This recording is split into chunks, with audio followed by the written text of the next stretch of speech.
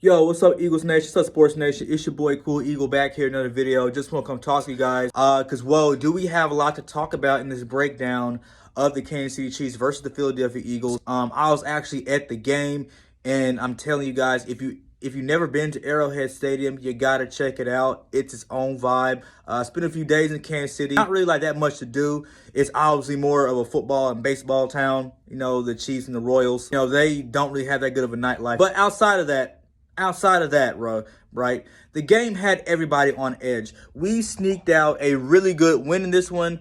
Like, no matter what the haters say about the Philadelphia Eagles, obviously the game didn't go the way we wanted to in the first half, as it looked like the Kansas City Chiefs could do just about anything they wanted against this Philadelphia Eagles defense, namely the secondary. Now, a lot of people talk about the 110 plus rush yards that we gave up in the first half.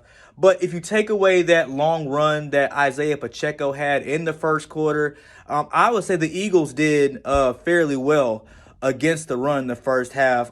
It was just those plays where, like, they kept extending drives and the Eagles just didn't have an answer for it.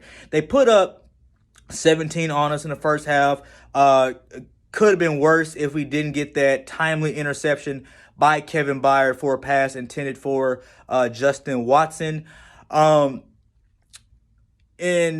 we came out in the second half and made a statement. We allowed 0 points in the second half, something that the Kansas City Chiefs have been doing the last 3 games, something that you don't see out of Patrick Mahomes. Again, this goes back to further criticism about the Chiefs going into this year. They didn't really have a receiver that could take a top off a defense, like doesn't really scare you to make you really want to scheme for them.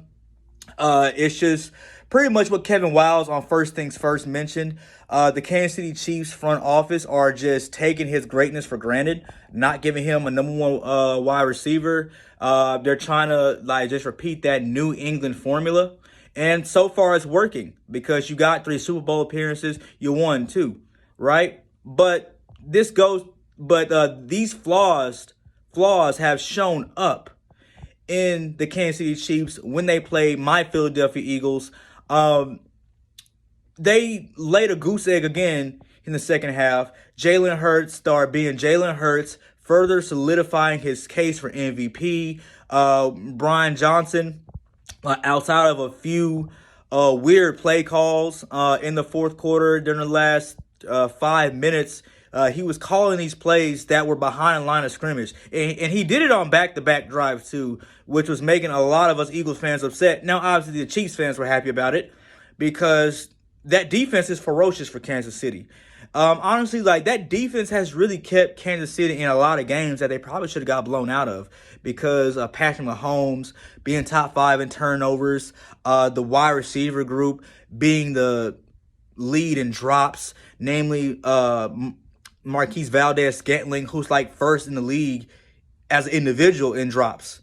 And it goes to show you why the Packers let him go. They didn't give him that extension for that reason.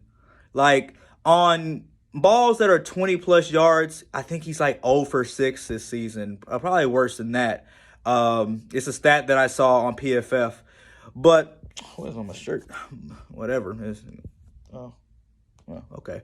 Weird, right? But anyway, right? So the Chiefs' flaws showed up, and the Philadelphia Eagles defense blanked them. Sean Desai made an amazing adjustment in the second half. Jalen Hurts, again, solidifying his MVP case, getting 2 touchdowns. Now, that 1 interception, I think that he could have, threw that more towards the end zone just because of how aggressive the DB was playing on A.J. Brown. And not going to lie, the defense kept them in this game, and if it wasn't for Jalen Hurts and his greatness, we definitely just would have lost that game for sure. The defense gave us a lot of opportunities, especially in the second half when you're able to force a fumble on Travis Kelce, something that you don't really see a lot because he was having his way with us too, but we took him out the game in the second half. There were a lot of drops by the Kansas City Chiefs offense that the Eagles were able to take advantage of.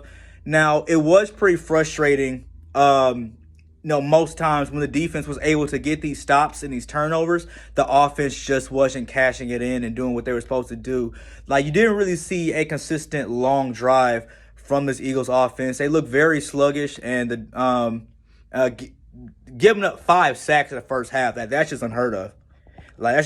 But it also speaks to how ferocious this Kansas City Chiefs defense is under Steve Spagnuolo, who we know is going to bring the pressure at all times. Not saying he's Bill Belichick, but he's not a defensive coordinator that you just take lightly, for sure.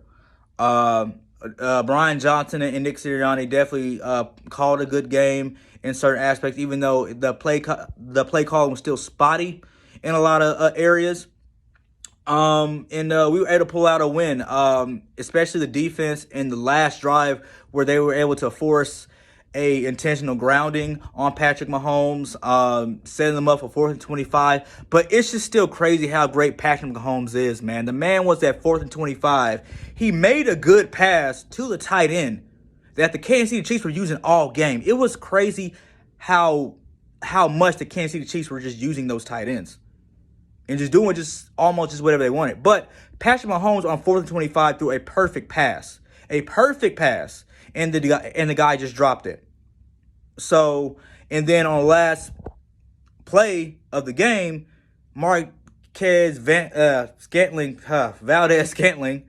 you know what I'm saying, he had a chance to really make a different discussion for this game, but dropped it. And you hear Tyreek Hill came out in defense saying that the catch is not easy. I've never been a wide receiver, so for you guys that are wide receivers, leave your thoughts in the comments, or just even if you're not a wide receiver, tell them what you think. But yeah, man, good win for the Philadelphia Eagles coming off a bye. We gave Andy Reid his first loss on the bye. And speaking of Andy Reid again showed, some of the things that hurt him in Philadelphia, that the bad time management, he